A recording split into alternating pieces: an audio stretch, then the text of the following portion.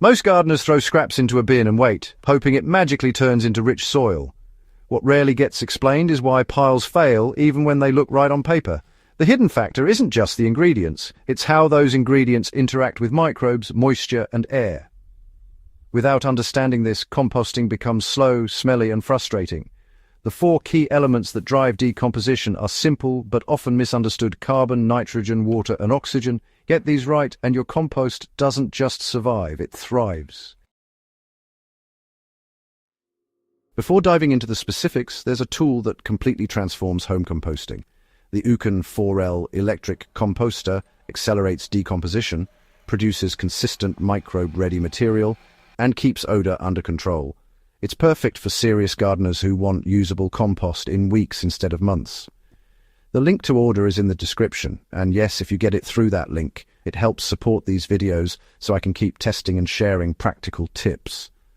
Also, subscribe to my email list for step-by-step guides on DIY gardening, composting, and woodworking projects.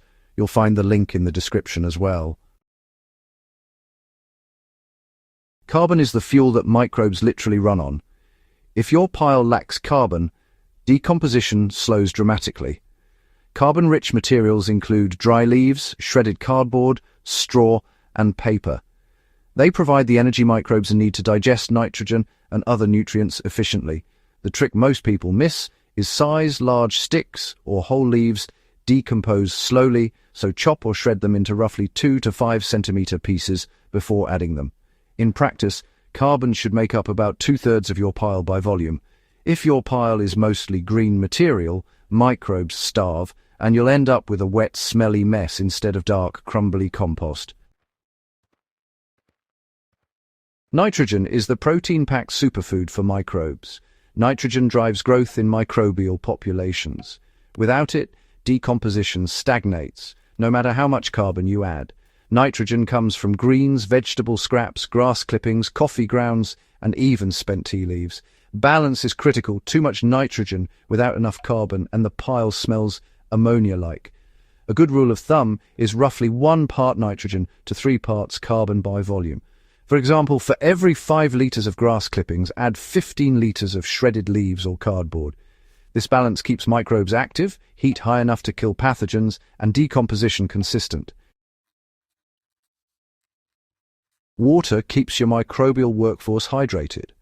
Microbes can't function in dry conditions, and, overly wet conditions suffocate them. The pile should feel like a wrung-out sponge, moist enough to support life, but not dripping. Water management really depends on climate and container. In dry regions, lightly misting layers as you build the pile prevents stagnation. In wet climates, it's a good idea to cover the pile to prevent saturation. When using an electric composter like the Ouken 4L, moisture is regulated internally, allowing for faster, uniform breakdown without the guesswork. This tool ensures your microbes are hydrated without creating soggy anaerobic zones. Oxygen is the breath of life for your compost. Even with perfect carbon, nitrogen, and moisture, a pile can fail if air doesn't reach the microbes. Mixing or turning the pile periodically introduces oxygen, preventing anaerobic conditions that cause rot and odor. In bins, simple flipping with a garden fork every 2 weeks is enough. For larger piles, aeration tubes or layered construction with sticks and coarse material help maintain airflow. Electric composters incorporate internal agitation, keeping oxygen consistent and speeding up the process. Proper oxygenation ensures heat is maintained, pathogens are controlled, and decomposition stays efficient. So let's talk about how to combine these 4 ingredients for a thriving compost pile. You'll want to start with a coarse carbon base, think small sticks or straw, to create those crucial air pockets. Then alternate layers of greens and browns, each about 10 to 15 centimeters thick, and lightly moisten each layer as you go. Toss in a handful of finished compost or soil to inoculate the pile with active microbes. After that, Cover the whole thing with cardboard, burlap, or a lid. This helps regulate moisture without cutting off airflow. Remember to monitor the heat and moisture each week. If your pile smells off or stays cold, just adjust your ratios, water, or give it a bit more aeration. With consistent management, you'll have finished compost in as little as 4 to 8 weeks, depending on the temperature and the size of your pile.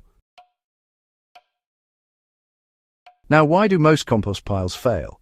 And how can you avoid those common pitfalls? The biggest mistake is, honestly, imbalance.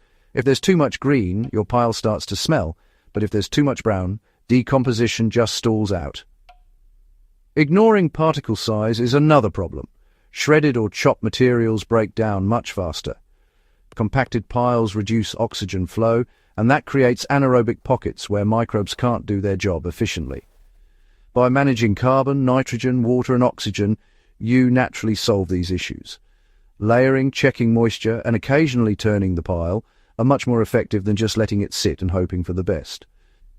For example, if you're growing tomatoes and peppers, a pile of shredded leaves and straw mixed with veggie scraps and coffee grounds will give you nutrient-rich compost, perfect for top-dressing your plants. For leafy greens, just add more nitrogen-rich scraps to make sure the pile heats up enough to break down materials quickly.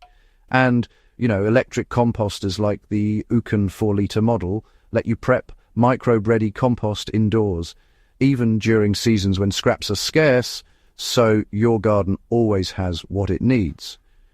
This approach really does minimize waste, supports soil fertility, and keeps plant roots strong all year round. So, how do you know when your compost is ready and what's the best way to use it? Finished compost is dark, crumbly, and has that lovely earthy smell. Any large pieces can be screened out or just added to a new batch. For established beds, apply about 5 to 10 litres per square metre, or even more if you're starting a new bed to really boost fertility. Mixing it into the top 10 to 15 centimetres of soil helps ensure roots get immediate access to nutrients. Using compost regularly improves your soil structure, water retention, and microbial health, which means you'll need less synthetic fertilizer overall. Keep a steady supply of greens and browns, monitor moisture, and mix or aerate the pile as needed.